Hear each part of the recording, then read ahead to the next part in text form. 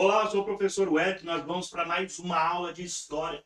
E o tema que nós vamos falar hoje ele é muito importante, porque é um grande divisor de águas no período da modernidade e contemporâneo. Então é um divisor de águas aí na linha do tempo dos marcos históricos. Professor, por que esse assunto é tão importante? Porque ele nos alcança até hoje, a sua história nos alcança até hoje, nos remete a refletir e a analisar o nosso contexto político de hoje, beleza? Qual o assunto que é esse? Nós já falamos aí na aula passada, Revolução Francesa, beleza? Então nós vamos lá com a Revolução Francesa, mas antes de falarmos sobre a Revolução Francesa, nós precisamos entender um pouco as causas. Então pega o seu caderno, lembra? Pega o seu caderno, faz o mapa mental, faz um resumo no seu caderno, para que possamos ter uma nota global aí, beleza? Para a gente poder entender um pouco o que aconteceu, quais são as causas que antecederam, né, a Revolução Francesa, nós temos que analisar alguns pontos. Por exemplo, a maior população da Europa Ocidental, 25 milhões. Professor, peraí. Então, peraí. Nós falamos sobre Revolução Industrial, falamos sobre Revolução Inglesa, tá bom? Vamos falar sobre a independência dos Estados Unidos. Então tem toda uma história por trás. Professor, então por que a Revolução Francesa ela é importante? Sendo que a Revolução Americana veio antes, a Revolução Inglesa veio antes, o fim do absolutismo na Inglaterra veio antes. Nós temos aí as revoluções que aconteceram antes da Inglaterra, da França. Desculpa, eu estou com a Inglaterra na cabeça. Revoluções que aconteceram antes da França, mas por que a da França é muito importante? Está aí por causa da população. A França era o centro populacional do século XVIII aí, tá? Do século XVIII. Então a França tinha mais de 25 milhões de habitantes aí, tá? 80% dela era população rural. O absolutismo parasitário, né? Lá em Luís XVI, desde Luís XIV que nós vimos o Estado sou eu, né? Do absolutismo, o antigo regime. Nesse período, a sociedade vivia num absolutismo parasitário, né? Festas, banquetes, tensões, guerras inúteis, tratados desvantajosos para a população. Então, no século XVIII, vamos encontrar uma França submetida ao modelo clássico que se atribuiu ao antigo regime, lembra? O absolutismo. A sociedade, embora ela era altamente diversificada, quando vista pela ótica do Estado, apresentava-se uma divisão de 3 ordens ou estamentos. Nós já vimos aí a população, né? 3 ordens aí de estamentos. Quais são elas? Primeiro estado, né? O clero. Segundo estado, a nobreza. O terceiro estado, a burguesia, os camponeses, os sans-culottes, que eram as obrigações e impostos eram colocados ao terceiro estado. Enquanto a terra, os cargos, os prestígios, né, os privilégios e a isenção fiscal ficava aí em prol do primeiro e segundo estado. Então, a sociedade estamental, por quê? Era em estados, tá bom? Essa divisão era totalmente artificial, tá, pessoal? Por que ela era artificial para a época? Porque remontava à Idade Média. Jogava-se na vala comum do povo elementos totalmente dispares, né? Como assim, professor? Como que funcionava nessa época? Eu vou colocar para vocês aqui, deixa eu voltar aqui para mim, como que funcionava mais ou menos nessa época. O primeiro estado tinha um voto. Então, vamos lá, tinha clero, né? Tinha um bispo, um arcebispo, um conde, do alto clero, né? Um bispo, um arcebispo e um cardeal, beleza? 3 pessoas ali do primeiro estado. Do segundo estado tinha um conde, tinha um lord e tinha um senhor de terras, proprietário de terras, 6 pessoas, beleza? Então, o primeiro e o segundo estado, só estou dando um exemplo de como era mais ou menos, tá? A quantidade de pessoas era pela estimativa de Carlos. E o terceiro estado, certo? Tinha em torno aí de 70, 80 pessoas. Só que o voto era um voto, como se diz assim, cada estado valia um único voto. Então se juntava os privilégios do primeiro e do segundo estado, né, para, por exemplo, para taxar impostos, então teriam 2 votos para ter um imposto, contra um voto que era o terceiro estado, que ia contra a taxação de impostos aí. Então sempre perdia 2 votos contra 1, 2 votos contra 1, 2 votos contra 1, e a população sempre entrando nessas questões de impostos aí, tá bom? As obrigações e os impostos aí ficaram para o terceiro estado.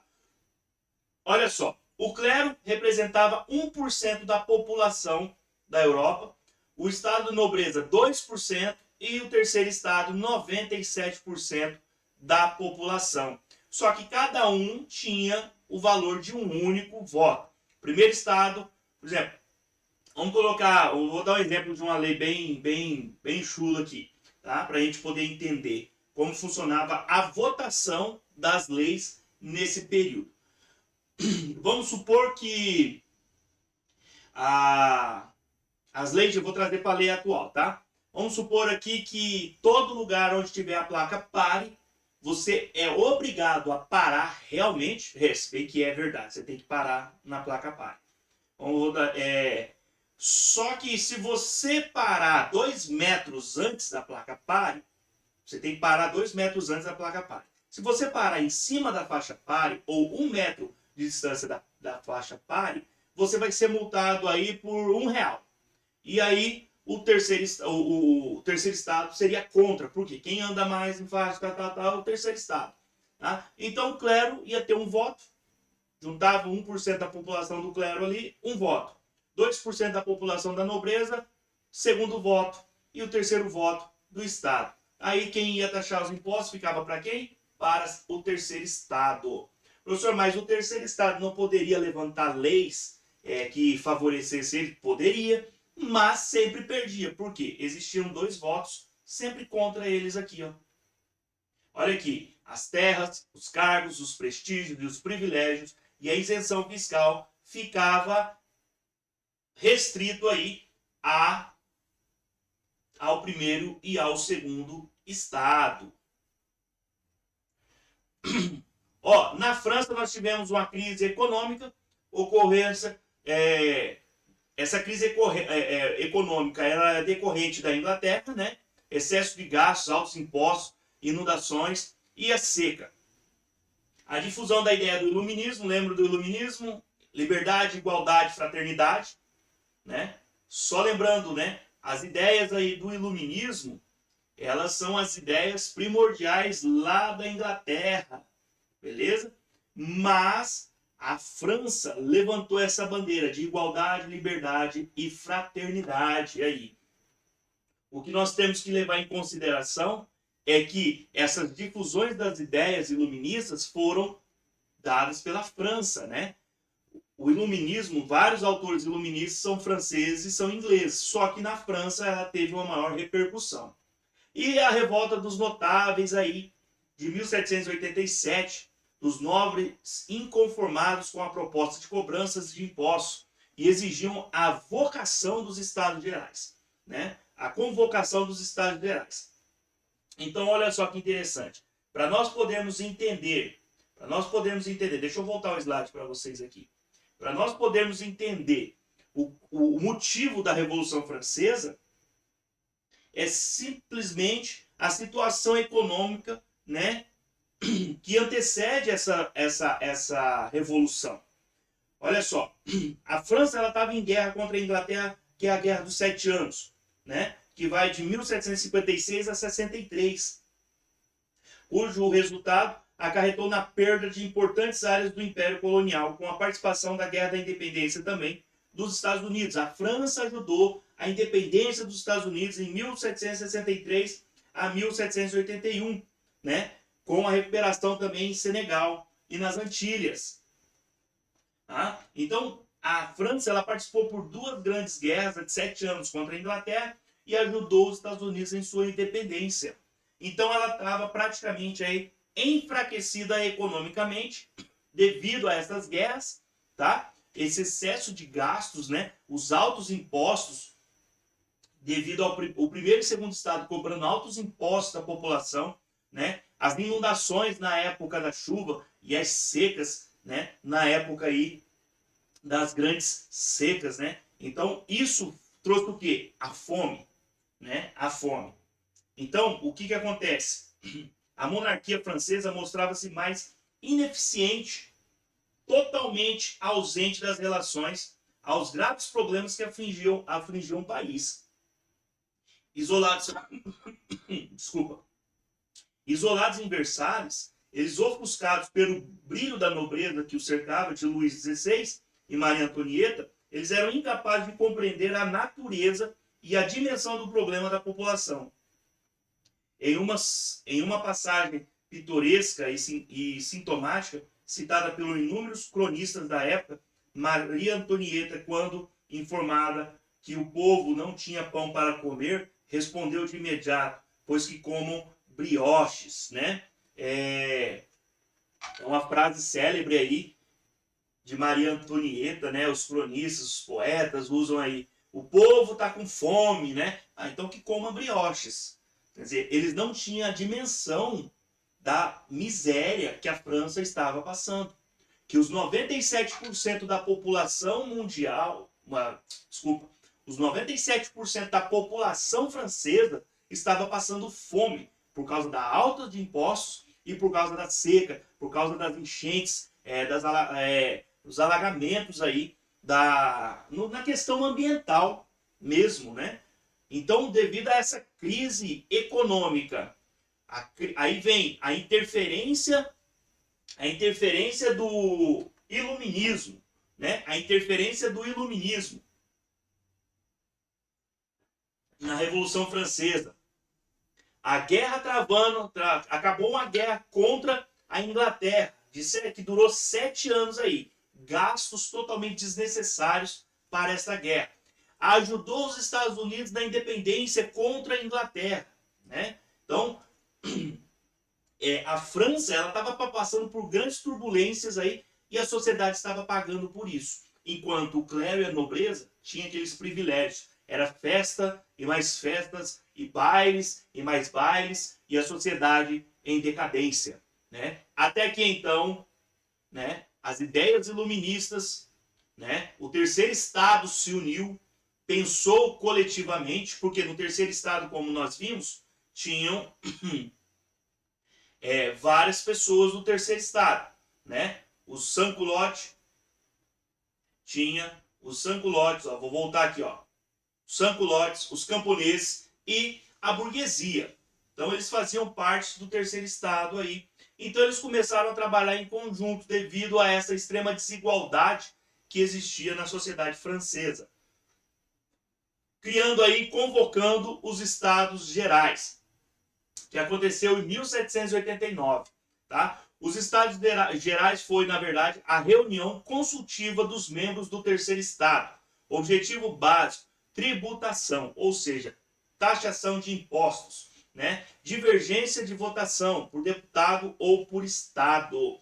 Então, o terceiro estado, os Estados Gerais, eles separavam-se e se autoproclamaram em Assembleia Nacional Constituinte, juramento da Pela.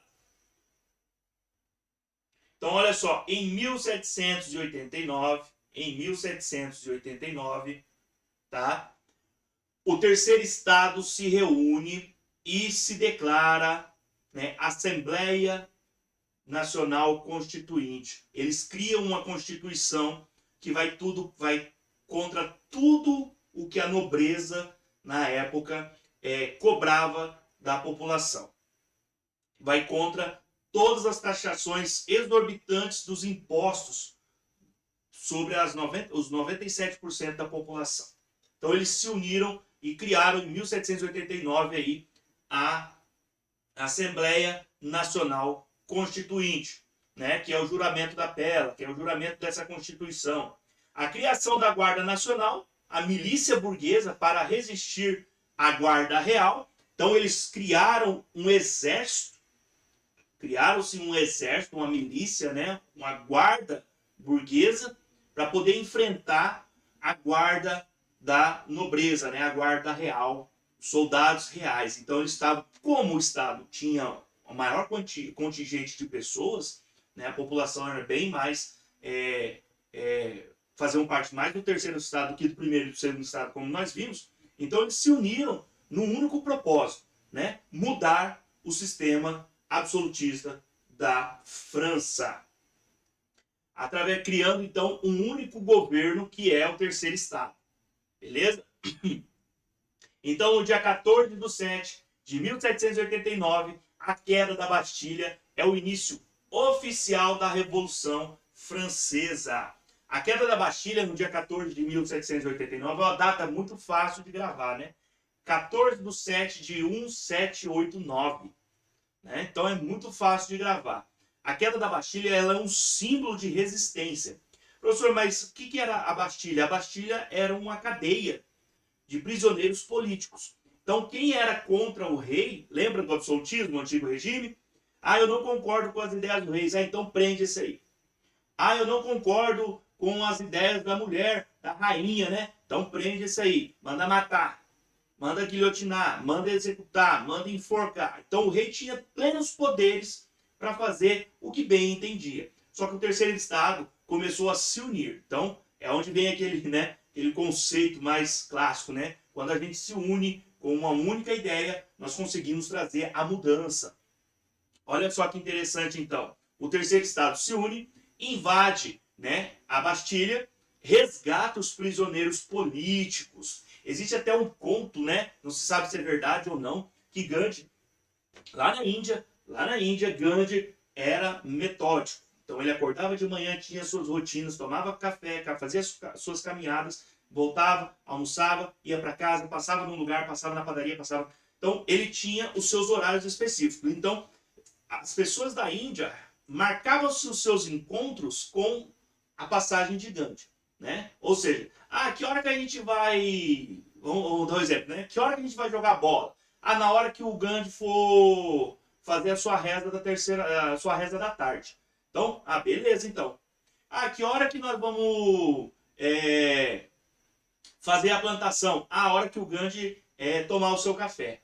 Então, a sua rotina, a rotina da população indiana era conforme a rotina de Gandhi. Gandhi ele era metódico.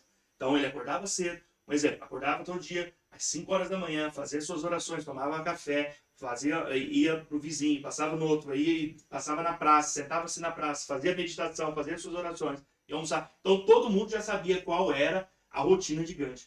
E aí diz que no dia 14/7/1789, né, simplesmente Gandhi não saiu de casa quando ele leu essa reportagem, né, da queda da Bastilha, da invasão da prisão política na França.